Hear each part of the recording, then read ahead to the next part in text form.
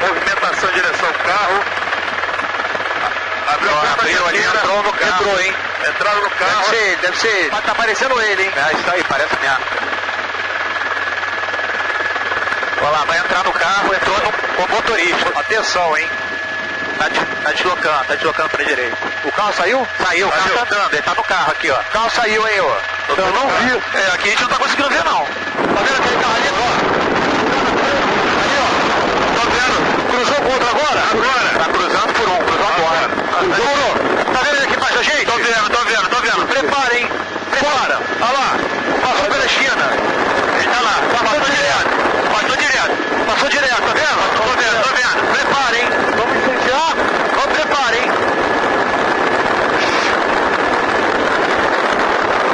Ó, prepara. Ele continua paralelo à linha do trem. Tá ali, tô vendo.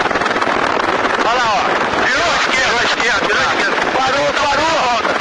Fazendo a volta.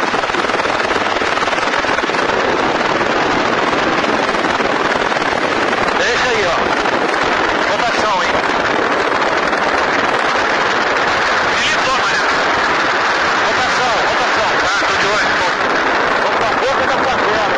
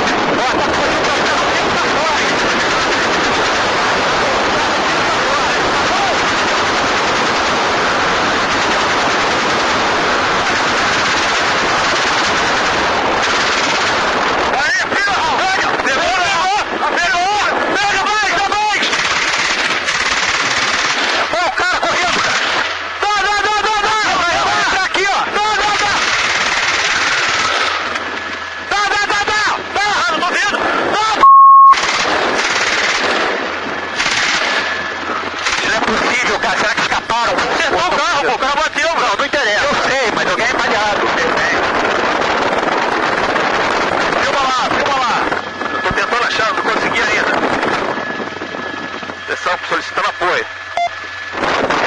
Você vai ter que varrer a rua toda. O alvo tá baleado, hein? Alvo tá baleado. E deu no rádio aqui que realmente o alvo tá baleado, correto? Tá pedindo auxílio aí. Veja a imagem. Olha lá, o pessoal correndo, acho que tá querendo dar atendimento lá. Mas vamos ver se vai tirar ele de lá. Tem outro carro saindo fora dali. É, tem um carro saindo dali. E essa cabeçada toda? É curioso também, né? Pode ser tudo.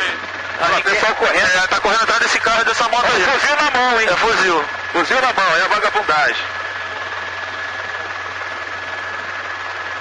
Vamos lá arrastar esses todos de novo. Cadê o carro? Perdi